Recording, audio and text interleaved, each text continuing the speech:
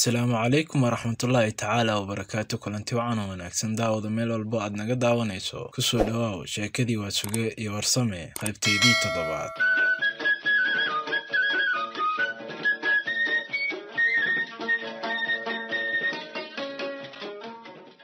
qaybta 6 sheekadu waxay inoo joogtay dirir ayaana wuxuu walaalkiis warsamo u sheegay inuu damacsan yahay in quraan loo akhriyo. maxaa yeelay ayuu yidhi.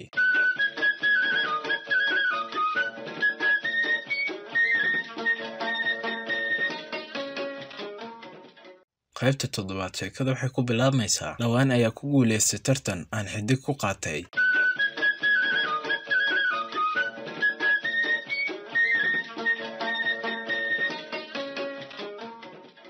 raggii waxay isla meel dhigeen nidaamkii iyo waqtigii quraan akhriska waxayna ku ballameen inay subaxda dambe u jarmaadaan suuqa xoolaha oo ka soo iibiyaan 2 neef oo ari ah. subaxdii markii ay suuqii aadi lahaayeen ayuu dirir hurdadii ku raagay. warsame ayaa markaas u yeeray gabar yar oo dirir dhalay wuxuuna ku yidhi orodo aabbo hurdada ka toosi. haddaba maxay fashay gabadhii yareed intay garbaha kor u nuuxisay ayay adeerkeed ku tiri hanoo sheegin waa weer warsamo u cusub oo carruurtu ka hirgelisa magaalooyinka. waxaa hadalkaas maqashay gabadha yar hooyadeed deeqa oo intay soo oroday gabadhii si xun u dharbaaxday. markaasaa dirirna ku soo toosay ooyinteedii. markii xaajadii lala socodsiiyey ayuu dirirna markiisii gabadhii ula soo qaatay oo laga celceliyey. warsame aad ayuu ugu xumaaday gabadha yar oo uu waalidku yahay daraaddiisna sida xun loogu canaantay. duqwarsame waxaa caado u ah in markuu la kulmo waxyaalo shucuurtiisa saameeya farxad iyo tiiraanyaba oo islamarkaasba ka yidhaahdo murti golokataag ah. maalintaas wuxuu tirshay gabay oo waana ahaan ugu jeedinaya deeqo wuxuuna yidhi deeqay imaqal shay yar baan kaaga digayaa. dirir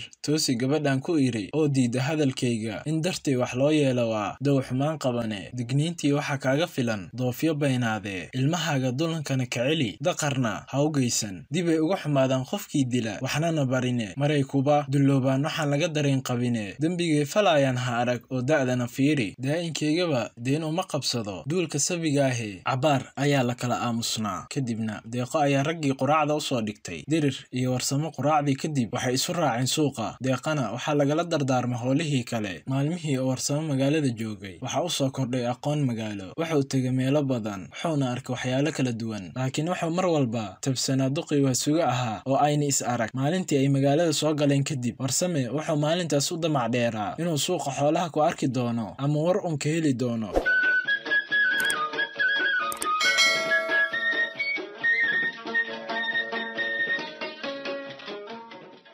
waa sugay markuu magaalada yimid wuxuu asaga ku degay guri uu leeyahay wiil oo dhalay lana yidhaahdo muuse qabana naag caddaan ah oo la yidhaahdo maariya. muuse wuxuu waxbarasho dibadda ugu maqnaa muddo sanooyin ah. isagoo yar ayuuna dalka ka tegey. intaa uu dibadda joogay daruusta waxbarashada ka sokow wuxuu si weyn u dhuuxay nolosha reer galbeedka oo qofnimadiisii saamaysay. muuse wuxuu talo ku gaaray inuu halka ay markaa marayaan kala qabsado. sidaas daraaddeedna xaajadiisu kuma koobnayn jacayl iyo guur ee wuxuu isku qaatay gabar iyo dhaqankeeda. sidaas ayuuna ugu duwanaa ragga kale ee gabdhaha shisheeye soo guursaday. muuse wuxuu isku tirshaa nin la socda nolosha casriga ah wuxuuna ishilmaamsiinayaa amaba dhaliilaa bulshada oo ka dhashay oo ku hareeraysan iyo dhaqankeeda. sidiisabana waa dadka sida fudud u raaca wixii niyaddooda taabtaa ayagoo aan ka fiirsan ciribtooda dambe. muuse markuu yurub tegey ayaa carabka looga tiray nolosha casriga ah dibna uma jaleecin dadkii sugayey iyo waxa ay ku sugan yihiin. asaga iyo xaaskiisaba markii aad ficilkooda iyo qowlkooda dhuuxdid waxaad dareemaysaa inay fikrad ahaan isku raacsan yihiin raaricinta dhaqankiisa iyo raacidda midkeeda. muuse wuxuu isu keenay maariya oo ku dhalatay kuna barbaartay dhaqan iyo nolol aan waafaqsanayn kuwa soomaalida iyo waa suge oo ah oday 60 jir ah intaasna miyi ku noolaa dhiiggiisa iyo dhimirkiisuna la shaqeeyaan dhaqanka dadkiisa. waa suge markii miyiga looga soo sheegay in wiilkiisii oo dibadda ku soo guursaday naag cad wuxuu ku talami jiray mar walbana isweydiin jiray talow sidee naagtu u eg tahay af soomaaliga ma taqaanaa mase afgaal keliya ayay ku hadashaa maxaase idinkala qabsan doona haddaad aqalkoodii tagtid. asagoo sidaas u walaacsan ayuu markii horeba soo aaday reer muuse wuxuuna gurigoodii ku soo beegmay goor galab ah. muuse iyo maariya oo intay sarwaalo gaagaaban qaatay qolka loogu talagalay ku cayaaraya kubadda miiska. markuu albaabka soo joogsaday oo la iswada arkay ayuu xishood dib ula laabtay oo is yidhi bal u kaadi intay naagtu dharka xiranayso. muuse ayaa maariya ku yidhi qofka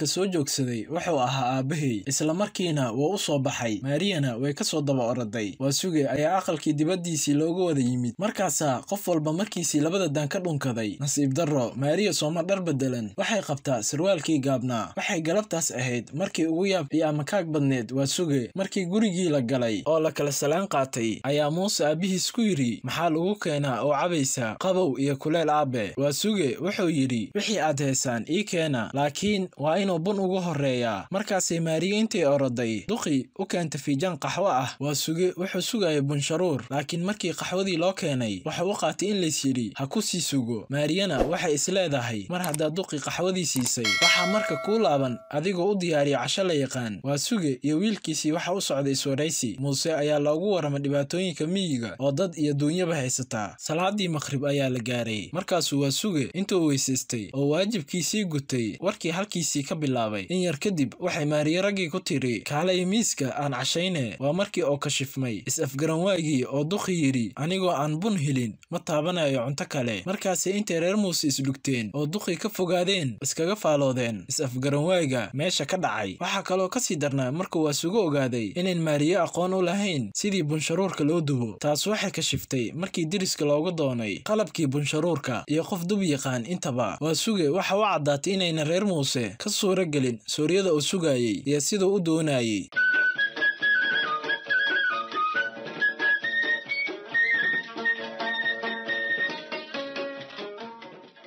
intaas waxay noogu dhammaaday qaybtii 7 ee sheekadii Waasuge iyo Warsame socdaalkii 30 maalmood.